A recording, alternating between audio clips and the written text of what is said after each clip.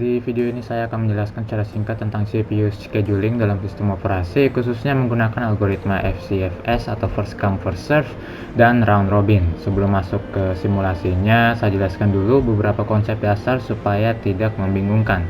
Yang pertama adalah proses. Proses bisa dipahami sebagai program yang sedang berjalan. Selama program belum dijalankan, dia hanya berupa file. Tetapi ketika program mulai dieksekusi dan menggunakan CPU, sistem operasi akan menganggapnya sebagai sebuah proses. Dalam penjadwalan CPU yang diatur oleh sistem operasi bukan program, tapi proses. Selanjutnya ada arrival time. Arrival time ini adalah waktu kapan sebuah proses masuk ke sistem dan mulai ikut antre untuk mendapatkan CPU. Jadi bukan waktu kita klik run, tapi waktu kapan proses itu dianggap siap untuk dijadwalkan oleh sistem operasi. Proses yang arrival time-nya belum tercapai tidak akan dipilih oleh scheduler atau CPU. Dan kemudian ada burst time. Burst time adalah lama waktu CPU yang dibutuhkan untuk sebuah proses menyelesaikan eksekusinya. Semakin besar burst time-nya itu berarti semakin lama proses tersebut menggunakan CPU. Dalam simulasi ini nanti burst time saya wakili dengan jumlah instruksi yang dijalankan. Nah, sekarang kita masuk ke algoritma yang pertama, yaitu FCFS atau First Come First Serve. Pada FCFS ini, proses dijalankan berdasarkan urutan kedatangannya. Proses yang datang lebih dulu akan dijalankan lebih dulu dan tidak bisa dihentikan di tengah-tengah jalan. Karena itu, proses dengan burst time kecil bisa harus menunggu lama jika proses sebelumnya cukup panjang. Berikutnya ada algoritma round robin. Pada round robin ini, setiap proses mendapatkan jatah waktu CPU yang sama, yang disebut time quantum. Jika jatah waktunya habis dan proses belum selesai, proses tersebut akan dihentikan sementara dan dikembalikan ke antrian untuk menunggu giliran berikutnya. Dengan cara ini, semua proses mendapatkan kesempatan menggunakan CPU secara adil. Melalui simulasi FCFS dan round robin ini, kita bisa melihat perbedaan antara penjadwalan yang sederhana dan penjadwalan yang lebih adil serta responsif. CPU OS simulator di sini digunakan sebagai alat bantu untuk memvisualisasikan konsep CPU scheduling, bukan sebagai fokus utama.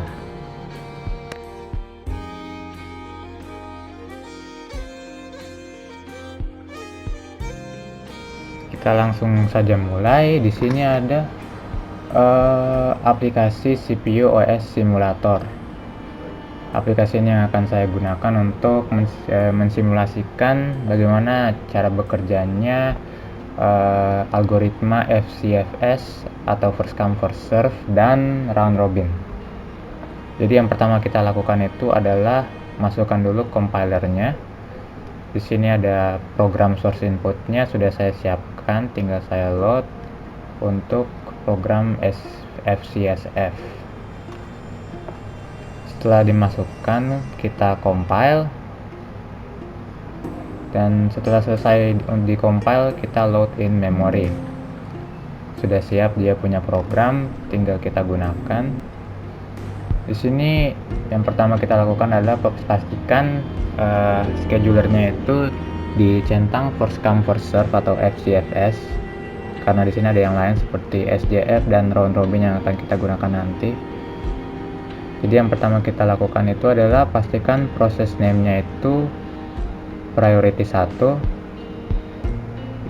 lifetime-nya ini adalah burst time-nya, dan arrival delay-nya kita kasih kosong saja dulu.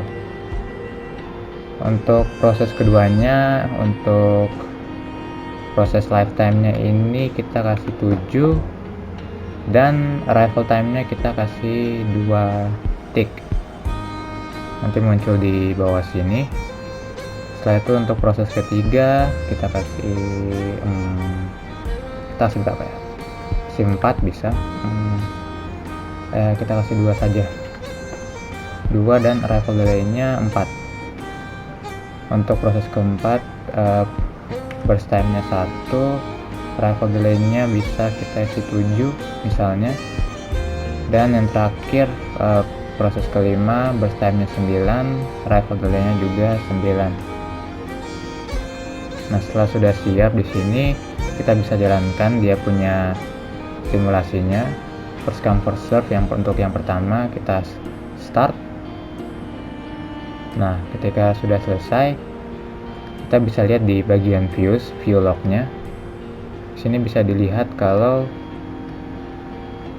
proses pertamanya berjalan, berakhir, setelah itu proses kedua berjalan, berakhir, proses ketiga berjalan, berakhir, proses keempat berjalan, dan seterusnya. Ini yang berarti sudah bekerja dengan betul, karena konsep dari algoritma first come first serve ini proses yang pertama kali datang atau muncul itu yang akan dilayani duluan. Jadi misalnya saya buat sekali lagi, kalau proses pertama ini dengan lifetime 12 misalnya dan arrival time-nya 0, jadi langsung ready. Untuk yang kedua ini saya kasih 7 seperti yang tadi, tapi untuk arrival time-nya saya kasih 7. Nah, itu untuk yang ketiga ini saya kasih 2 dan arrival time-nya itu misalnya 1. Nah, ini berarti ada yang arrival time-nya 7 dan arrival time-nya 1. Tapi ini proses yang kedua dan ini proses yang ketiga. Kita bisa lihat nanti seperti apa hasilnya. Pertama kita clear dulu ini dan start. Nah, kalau kita lihat di sini bisa dilihat kalau yang P1 sudah berjalan dan selesai, P3 yang masuk duluan dan dia berjalan selesai, dan akhirnya diselesaikan dengan proses kedua. Jadi bisa dilihat kalau first come first serve itu melayani yang datang duluan, jadi yang P1, setelah itu P3 datang, dan yang terakhir datang itu adalah P2. Jadi sekian untuk bagian algoritma first come first serve.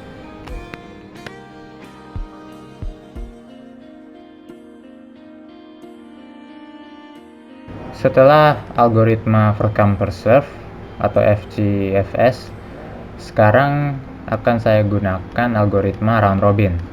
Jadi seperti biasa saya menggunakan CPU simulator dan melakukan langkah-langkah yang sama seperti yang tadi sudah saya lakukan untuk FCFS ini. Saya juga sudah siapkan program untuk round robin, tinggal di open, tidak beda jauh, hanya berada di namanya perbedaannya, dan di compile. Saya load, selesai, kita masuk ke sini lagi. Nah, untuk yang ini kita centang round robin dengan time slice-nya atau ini time quantum-nya 5 ticks. Berarti nanti setiap 5 burst time itu prosesnya akan bergantian menggunakan CPU-nya. Jadi nanti saya jelaskan lagi. Sini kita pilih preemptive. Untuk view log-nya kosong, aman. Dan selanjutnya kita isi seperti biasa. Kalau yang ini proses pertama 12 burst time, arrival delay-nya 0, proses kedua arrival burst time-nya 7, arrival time-nya kita kasih 2. Selanjutnya proses ketiga burst time-nya 2, arrival time-nya 4, proses 4-nya burst time-nya 1, arrival time-nya 7, dan yang terakhir proses 5 burst time 9 dan arrival time-nya 9. Sama seperti first come first serve yang tadi. Nah, setelah sudah diisi, kita start. Nanti proses pertama ini akan berjalan, setelah itu berhenti dan lanjutkan ke proses yang lain ketika 5 tick ini telah lewat. Jadi kita bisa lihat, kita start. Nah, seperti yang tadi bisa dilihat, walaupun cepat, ada beberapa yang dihentikan dan muncul lagi di ready prosesnya. Kita bisa lihat secara detail di view log-nya ini. Kalau P1-nya sudah masuk dan sudah running, dia running selama 5 burst time. Nah, berarti 12 burst time-nya dikurangi dengan 5 burst time-nya tinggal 7. 7 burst time sisanya. Setelah itu di waktu ini proses 2 dan 3 masuk. Setelah proses 2 dan 3 masuk, proses pertamanya ini dihentikan dan dikembalikan ke posisi ready. Dimana setelah itu proses kedua ini masuk, dia run. Karena proses kedua ini ada burst time kalau tidak salah tadi 7, dia run sampai 5 burst time, berarti sisa 2 burst time-nya. Karena belum habis tapi kuantumnya sudah tapi burst time-nya sudah terlaksanakan, dia berhenti. Nah, di saat ini tuh proses 4 dan 5 juga sudah masuk. Jadi proses kedua berhenti, proses 3 berjalan. Tapi karena proses ketiga ini cuma hanya ada 2 burst time, dia habis. Jadi tidak akan diulangi lagi. Setelah itu proses pertama masuk lagi, dia run. Setelah di run, dia kembali lagi ke posisi ready, yang berarti tadi kalau burst time-nya sisa 7 dikurangi 5, sisa 2 burst time. Setelah itu proses keempat masuk, dia ready, dia run, dia habis karena burst time-nya tinggi, cuma ada 1. Setelah itu yang proses kelima, dia run, dia kembali lagi ke posisi ready karena tadi burst time-nya itu ada 9, kalau 9 dikurangi 5 berarti proses 5 ini sisa 4 burst time. Setelah itu yang proses kedua masuk. Proses kedua ini habis karena tadi sisa 2 burst time atau 3 burst time di sini.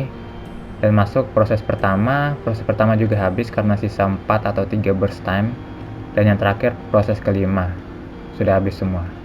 Jadi seperti itu untuk penjelasan penggunaan round robin. Dia semua bergantung pada kuantumnya ini, kuantum tick-nya. Jadi kalau kuantum tick-nya 10 berarti kemungkinan besar semuanya bisa habis secara cepat. Tapi kalau hanya 5, dia akan mengulang-mengulang terus sehingga semua burst time dari semua proses itu habis. Sekian mungkin dari saya untuk penjelasan tentang cara penggunaan FCFS dan round robin, algoritma FCFS dan algoritma round robin dalam CPU OS simulator. Semoga video ini dapat bermanfaat. Sekian dari saya, terima kasih.